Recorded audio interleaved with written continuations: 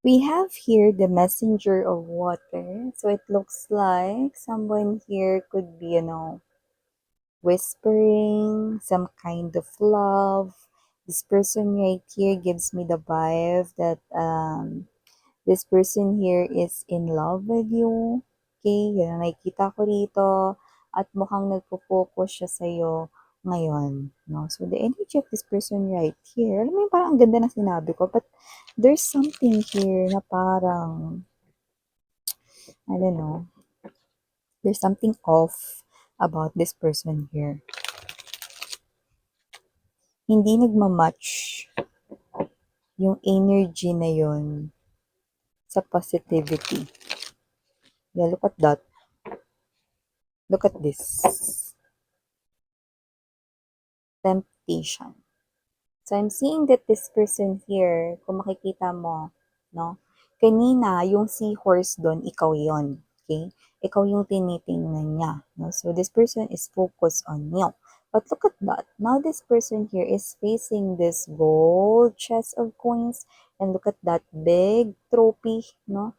And look at those. Parang nasisilaw siya rito. So, what about the temptation right here? I don't see that this is you, guys. This is something here else, no? Something else. Okay? Ooh, let us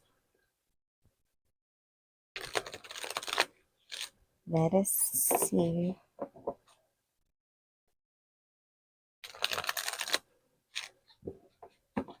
Let's see what kind of temptation is that.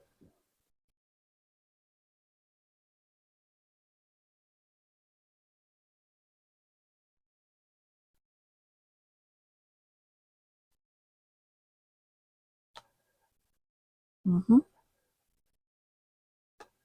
Two of air, page of water, three of earth,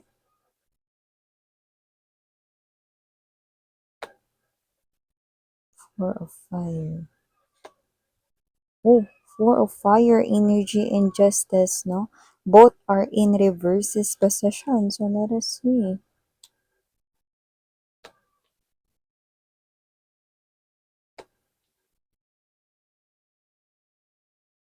Okay. This looks like a personal reading right here, no, of someone. So maybe hindi lahat makaka-resonate dito, but nakikita ko dito that this is something here, no, that's really important. So we're gonna continue because maybe kay timeless kasi ito, so pwedeng ito ay posibleng hindi pa nangyayari sa iba, no, but a prediction of your future. Okay, so you might want to hear this out. So bottom of the deck, let's see. Wow. Wow. Tell me about this person here connecting sa inyo guys, no? Bottom of the deck, page of earth talaga. Yan, no? Together with the other energies, no? With the two of earth and the love energy. Okay? So, hi and hello there, collective. My name is Yan. Welcome po dito, new subscribers. Kamusta? Sa ating mga returning tambayers, thank you sa inyong walang sawang love and support for me. And yes, kung hindi niyo pa po knows, meron pa po tayong isa pang channel kung saan nag-upload din po tayo ng daily collective readings for all signs. So, ano man yung zodiac sa inyo mga babes, no, pwede kayong manood doon. Basta just take only what resonates. Okay? So, wala rin po tayo rito na time period kagaya ng na-mention ko kasi ito ay pwedeng nangyari na. Sa iba nangyayari na, no, at sa iba ay mangyayari pa lamang, no, like what I've said earlier, no, na ito ay posibleng prediction pa lang, no, ng future dito for you guys. Especially if you are someone here na in relationship with someone, you see your future already with, no? Three of Coins energy to the Page of Cups energy. Could be younger than you by age but doesn't have to be. But let me tell you that this person right here, no, possibly hindi siya ganon ka-committed talaga in this relationship. Maybe he or she thought that this is the relationship that he or she really wants to have and hold in the future, no? But I'm seeing right here that with the Seven of Water energy, Hangman right here, no? And there's this very strong marriage, Four of Fire and Justice talks about marriage, no? Dito sa reading na to, no? It holds that strong power, that will power of marriage right here, no? And wala tayong gender dito, no? This person here could be throwing some kind of an event or party dito, no? Just to propose to you, no? To have this officially engagement with you guys. This person right here, no? Could already prepared na talaga 'no, nakabili na siya rito ng singsing 'no, ng, um, pang-propose niya rito sa inyo guys 'no, wala tayong gender dito na LGBTQs, okay? This person right here is already planning to have that forever here with you guys. But as you can see with the Seven of Water energy, Hangman right here, I'm seeing a change of heart, a change of mind with this person right here, no? Alam mo, mga babes, malakas yung energy na posibleng alam ninyo na magpo-propose na siya sa inyo or aayain niya na kayo rito, no? Na kayo ay magsama na, no? Na dalawa, no? So, wala tayong gender dito, ulitin ko lang, no?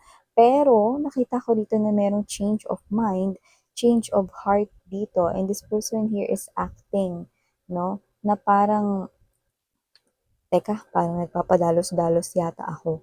Teka, kailangan ko munang pag-isipan mabuti, no? So, this person right here, no, is someone na nakikita kong nagbago yung kanya rito, no, na isipan, no? Yung kanya ritong mind, no? Pati na rin dito ang kanyang heart, no? So, nakita ko dito that even though, mga babes, no, matagal na kayong committed sa isa't isa, puwedeng yung iba sa inyo matagal niyo na siyang boyfriend, girlfriend 'no, sa nakita ko rito 'no.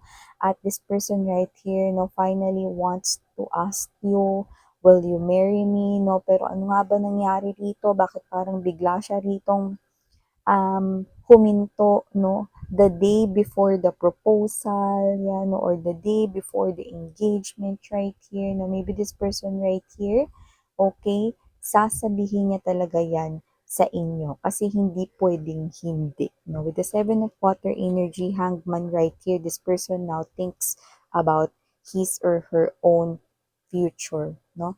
And for some reason 'no, I'm picking up that word reputation, 'no.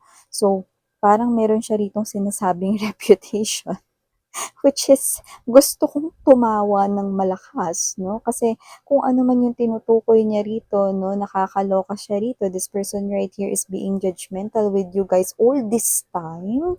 With the Seven of Water energy, all this time mga babes 'no, anong pinanghuhugutan, anong pinanggagalingan nitong confusion na 'to 'no? Bakit all this time, 'di ba? Hindi pa pala siya gano'n ka-sure sa inyo. Pero bakit naisip niya rito 'no, na kayo ay kanya rito na pagpo-proposan 'no, ng marriage, 'di ba? So, ba't may pagbabago ng isip dito? Ano 'tong reputation na sinasabi niya rito 'no? So, isa lang masasabi ko sa kanya mga babes 'no, this person right here is unsure. All this time hindi pa pala siya contented sa inyo. All this time hindi pa pala siya gano'n ka-satisfied sa inyo, okay? Because with the two of air energy, no, this person right here is having, no, doubts. Nagdadalawang isip siya rito mga babes. No? Yung nakikita ko dito, this person right here starts to act weird. May mga action siya rito ni hindi mo naiintindihan. But you're seeing your future with this person here already. You're already viewing this relationship right here, no, na ito na talaga yung relationship na gusto mo talagang ipagpatuloy, no, habang ikaw ay nabubuhay dito, no, and kaya binanggit ko yung after all this time, 'di ba? Kasi yung iba sa inyo, you've been together mga taon na, so no matter kung gaano yan, no, iba-iba naman tayo napakahulugan ng matagal, so kung yung iba, no, 5 years na kayong together, no, 4 years na kayong together, iba 2 years na kayong together, no matter kung ilang taon yan, no, you already view your future right here together with this person or nakikita mo na siya yung makakasama mo right here. Wala tayong gender, I repeat, okay? But with the Justice card in reverse, Four of Fire energy, handa na siya, prepared na siya, no? Pati kung ano yung gagawin niya rito, no? Pero bakit dito parang biglang, boom, diba? Biglang the day before, no, nag-isip siya rito, the day before, no, parang inassess niya rito, no, kung talaga bang ikaw ay nararapat sa kanya 'no, medyo mahangin siya nun mga mahal, nakaramdam tayo ng hangin dun 'no, na nagmumula sa kanya 'no. Inisip niya rito kung ikaw ba ay talagang karapat-dapat para sa kanya 'no. Yung iba kasi siguro rito dahil nakita ko 'no, na medyo maganda-ganda yung kanilang propesyon 'no. Possible na yun yung tinutukoy nilang reputation 'no, pero sa kabilang banda, dahil nga meron tayong hangin na nakita dito 'no, it looks like this person right here 'no, is thinking of other nonsense things 'no. Just like this 'no, alam ko iinit yung ulo ninyo mga babes 'no, kaya handa na ba kayong marinig kung ano ang iniisip nitong person na 'to 'no. So definitely this person right here, hindi niya ito sasabihin sa inyo, itong mga susunod kong babanggitin ay hindi niya sasabihin sa inyo, pero ito yung dahilan kung bakit hindi matutuloy etong proposal, etong kasal na ito or itong pagsasama ninyo for life 'no, yung inyong, pagse-settle down 'no, together kung bakit hindi matutuloy 'no, dahil eto 'no, handa ka na ba 'no? So sana walang ma-high blood diyan. This person is assessing you starting from your physical looks, okay? I hate to say this, but I'm going to tell this to you so that you will be awakened dyan sa tao na yan na nakikita mo yung future mo, okay?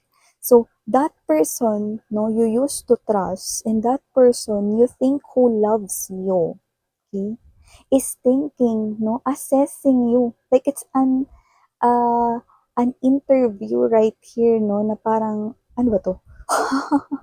Tinitingnan niya rito kung pasado ka ba o hindi, no? Bilang kanya ritong wife or husband to be, no? So, nakikita natin dito na this person right here, no, parang, alam mo yung hinuhusgahan niya, he or she is being judgmental right here, no, with your physical looks, that's what I'm saying up, no? This person right here is telling like this sa kanyang head, no? Na, hmm, yung itsura kasi ni Collective, hindi siya yung parang maipagmamalaki ko. 'Pag inayusan, hindi gano'n kaganda, hindi gano'n kagwapo yun. Is it is it important, 'di ba? Is it important na gano'n, 'di ba? The moment na dapat nung niligawan niya kayo 'no, or nagkaroon rito ng courtship or ligawan stage sa inyong dalawa na wala tayong gender dito 'no, eh, so ngayon niya pa talaga naisip 'yan. Hoy, bago mo i-assess yung mga collective people ko 'no, perfect ka, ano. 'Pag inayusan ka ba mas maganda ka, mas gwapo ka, you know? So, kailangan tanong niya rin yun sa sarili niya, 'di ba, bago siya mag-judge ng iba, 'no? And tinitingnan niya rito lahat, 'no, pati dito yung trabaho ninyo, 'no. So, nakikita niya rito 'no, more likely yung mga bagay 'no, na ngayon niya lang talaga iniisip. Kung kailan meron na kayo ritong connection, may nabuo na kayo ritong connection, 'di ba? Tapos ngayon, ito may pagbabago ng isip dito, 'no? Ano 'to, parang nagkaroon lang ng mahabang relationship sa inyo, yun lang, 'di ba? Ta's wala na siyang balak ituloy kasi the Justice and the Four of Fire, kapag yan ay naka-reverse 'no, ta's ito pa yung mga kasama niya rito 'no, mga babes, yung ibig sabihin niyan, ayoko nang ituloy yung kasal, ayoko na na ituloy ang engagement, ayoko na, maka-receive ng mga hindi magagandang komento from other people right here. Bakit what's wrong with my collective people? You want pala someone who's perfect, eh. Bakit hindi ka pala naghanap nung umpisa pa lang 'no, yung talagang alam mo na na parang para sa'yo, yung pinakamataas 'no, na tingin mo sa isang individual, 'di sana yun yung nilapitan mo, 'di sana yun yung niligawan mo, 'di sana yun yung inexpresan mo ng iyo ritong feelings and emotions 'no. All this time, hindi pa pala kuntento 'tong tao na 'to sa inyo 'no. So with the Four of Water energy, wow talaga naman 'no. This person here is the one rejecting you, wow. With the Five of Water energy, patience right here, this is the Temperance energy, no? So, nakita ko rito mga bebs, no? That this person right here, no, hindi niya yan sasabihin sa inyo dahil alam niya, no, na makakasakit yan ng damdamin ninyo, no? So, gusto ko lang sabihin, no, na wala po siya ritong iba, wala akong ibang nakikitang other energy, walang third party na dahilan ng breakup na ito. It's just that this person here is assessing you from head to toe, like this person here is acting some kind of perfectionist, but sarili niya, hindi niya tingnan. Yeah, maganda yung job niya rito. Pwedeng meron talaga siya ritong profession and occupation na talaga naman na maganda yung trabaho niya or whatever, no? So, is it a ticket for being judgmental right here? So, I don't see na isa yung ticket or pass para manghusga. And what? This person here is already in a relationship with you guys, no, for many years. And yung iba na taon na talaga yung inabot ninyo, no. Kaya nga, naisip nito, ano to, di ba? Bakit ganito, no? Itong tao, bigla siyang may gantong thinking, no? Itong tao na to, ito na yung makakasama ko habang buhay. Teka lang, makaka-receive ba ako ng mga compliments mula sa ibang tao na, uy, ang ganda ng ano mo, uy, ang gwapo ng asawa mo, yan, no? Uy, ang galing ng asawa mo, bukod sa maganda na, ito pa yung profession niya, no? Eh, sana sa umpisa, nanggigigil ako dito.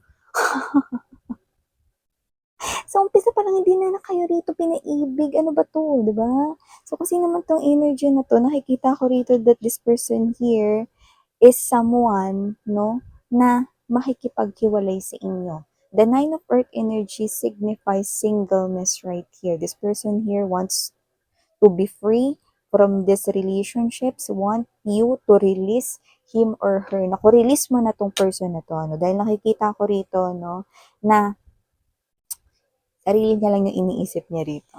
Okay? So this person right here could be thinking of returning that ring kung siya man yung lalaki dito or whatever, no? And we're gonna ask for some kind of refund or whatever, no? So look at that, no? I do not see that this guy right here deserves you. But he or she thinks, na hindi mo siya deserve, no? So, kung sino man tong energy na to, no, nakikita ko rito na siya yung nagpapalungkot sa'yo rito, and you could be asking, why? Is there someone else right here? This is your energy. The Five of Water, you are trying to calm down yourself. You are trying to, suppress your feelings and emotions, no? And not being emotional right here, pero hindi mapigilan. Kasi you thought, at yung iba pwedeng nakarating na rin sa inyo yung news, no? Meron kasi mga other people involved dito na posibleng, uy, nagpe-prepare na ng proposal si ano naku, nakakakilig naman, kailan niya kaya yun gagawin, no? Uy, sure ka ba dyan? Totoo ba yan? Yan, no?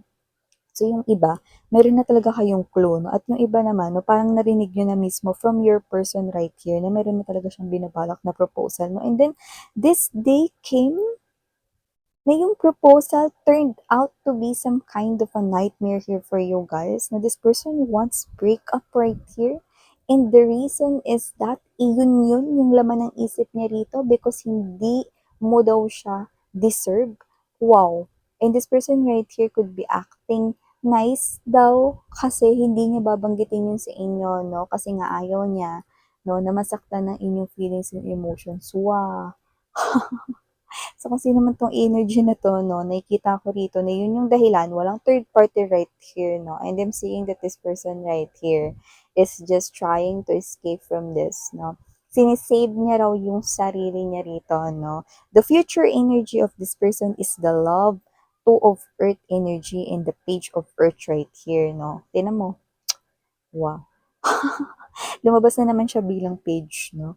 So, nakikita ko siya rito magsisimula ng bago, no? At nakikita ko siya rito na magiging ka-in relationship niya rito, no? Yung sinasabi niya, no? Na perfect for him or her daw. So, you're gonna know that news na alam ko na hindi mo gustong marinig or hindi mo gustong makarating sa inyo. Pero hindi yun yung third party. Yun talaga yung mga hanap niya, no? So, makakahanap siya rito, magsi-step in siya into a new relationship, no? After this breakup of yours, no? So, nakikita ko rito na talagang, wow, naiinis ako pero kailangan kong banggitin to kasi ito yung nakikita ko rito, no? Baka daw kasi meron pang ibang mas hihigit sa'yo, kaya maghahanap siya rito. Alam mo yung hinahanap niya? Yung mas gwapo, mas maganda. Yung may maganda rin, may mas magandang profesyon at okupasyon, no? may magandang background dito. Yun yung hinahanap niya rito. Yun yung gusto niyang pang ano talaga, pang trophy talaga, pang VIP talaga, 'no? So, gusto niya kasi dito yung naririnig, parang pumapalakpak kasi yung tenga niya, gano'n yung energy mga babes, 'no?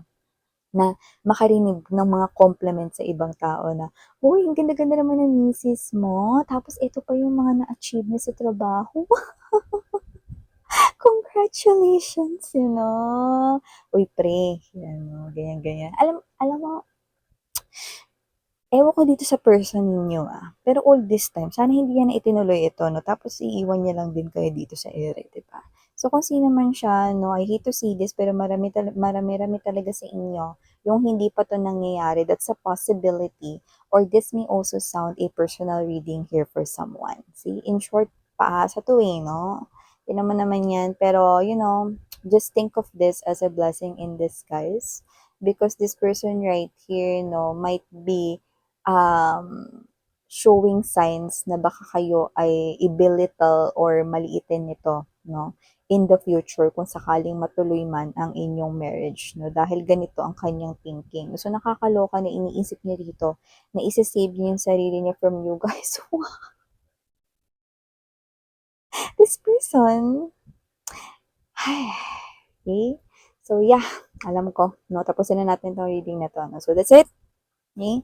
Hayaan niyo lang, let go of this person right here, no? Because yung sinasabi niya na hindi niya daw kayo deserve, okay? I can say na hindi mo siya deserve. Yan, no? Dahil yung mga ganitong klase ng energy ay hindi dapat manatili sa buhay ng isang tulad mo.